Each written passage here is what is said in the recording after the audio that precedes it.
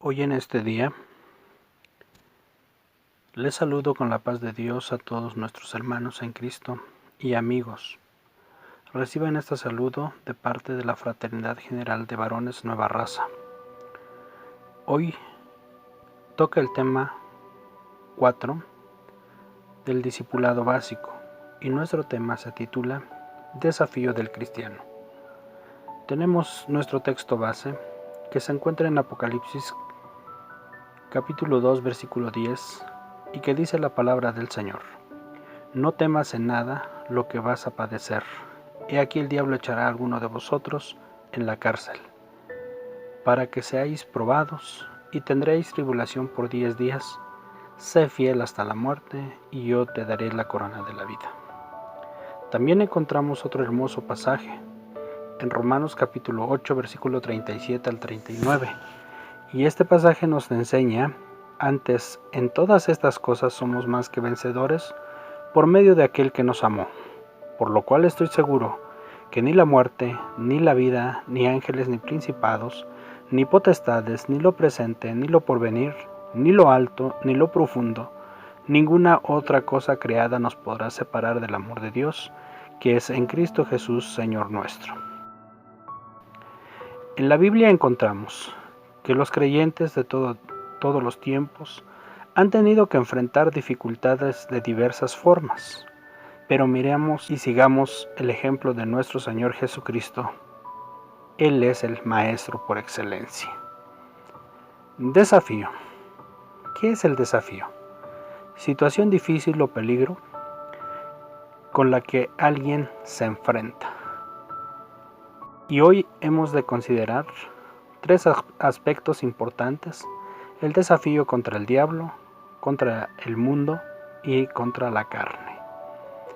En primer lugar, el propósito del diablo es un ser obstinado que trata todos los días, a cada instante, de obstaculizar para apartarnos del camino que nos lleva a la vida eterna.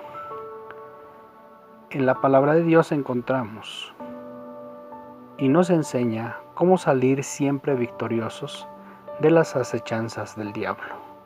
En Efesios capítulo 6 encontramos, versículo 11, dice: Vestidos de toda armadura de Dios, para que podáis estar firmes contra las acechanzas del diablo. En segundo lugar, en su ataque, Satanás, en su odio contra Dios, nos ataca porque los cristianos somos hijos de Dios. ¿Cuántos fracasos y derrotas hay en la vida de muchos cristianos? Pero encontramos, hermanos, cómo puedo estar firme contra las acechanzas del diablo. Y encontramos una armadura espiritual.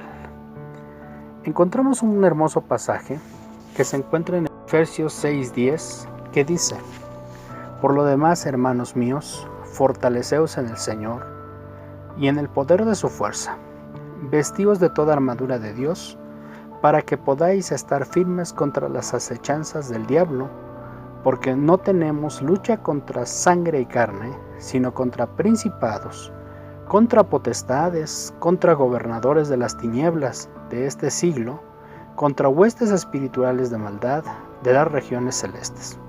Por tanto, tomad toda armadura de Dios, para que podáis resistir en el día malo, y habiendo acabado todo, estar firmes. Estad pues firmes, ceñidos vuestros lomos con la verdad, vestidos con la coraza de justicia, y calzaos los pies con el apresto del Evangelio de la paz.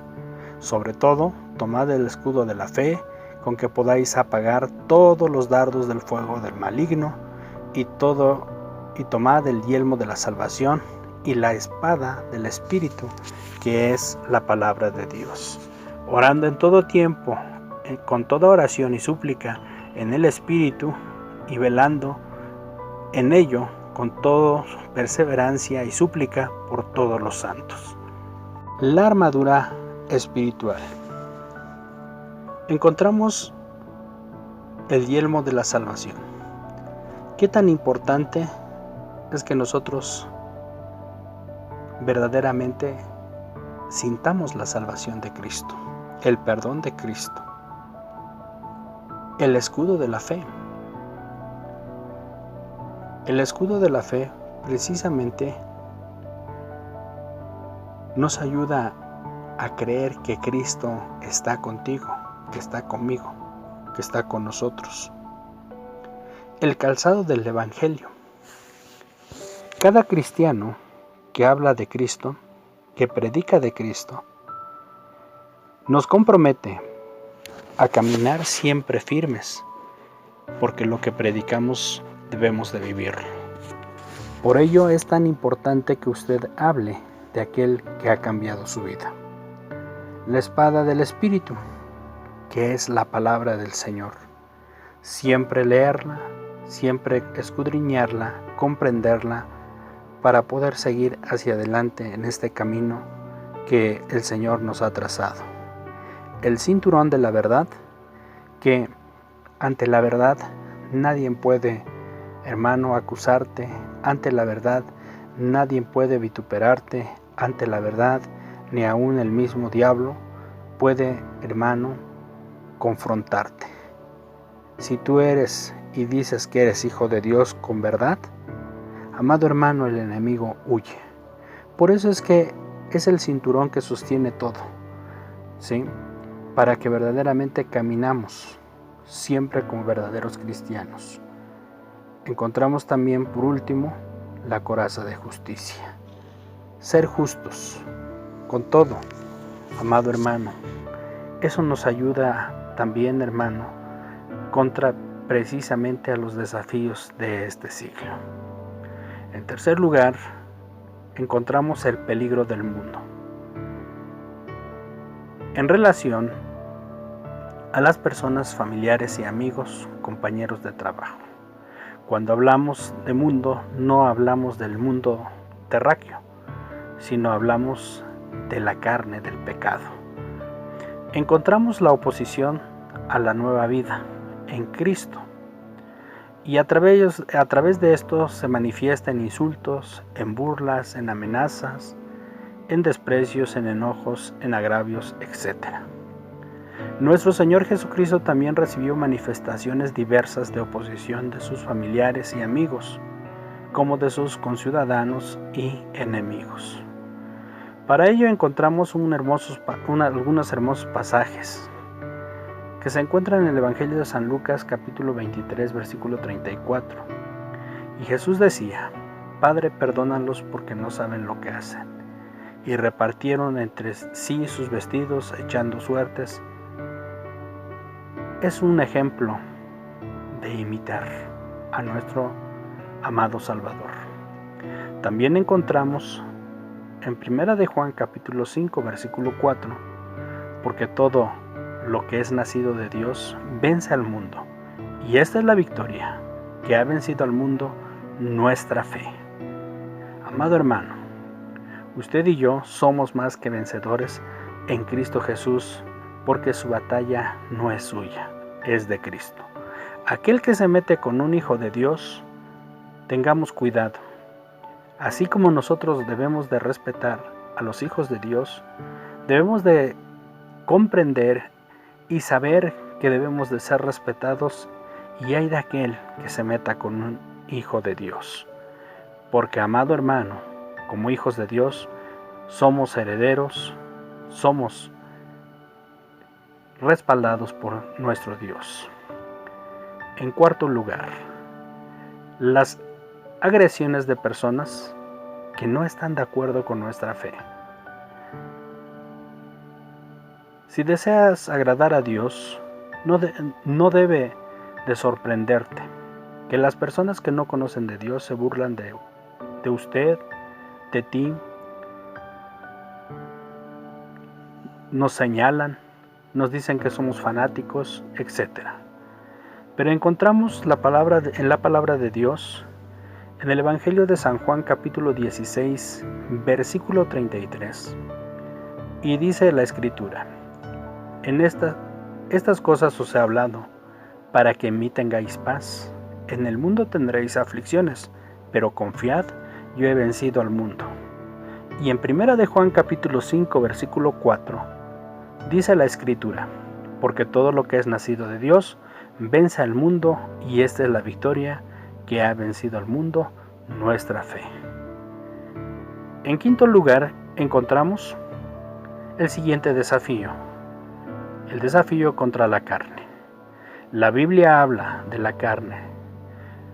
Se refiere a dos cosas: al cuerpo, parte visible del ser humano. En segundo lugar, lo opuesto de lo espiritual, es decir, del pecado.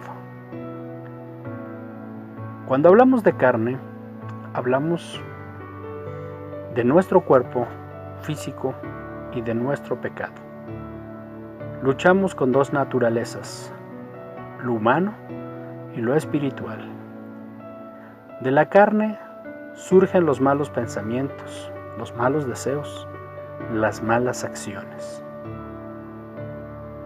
Por ello es que si tú te has preguntado cómo muchas veces terminando el culto, terminando algún discipulado, nos sentimos tan bien y inmediatamente caemos en la tentación.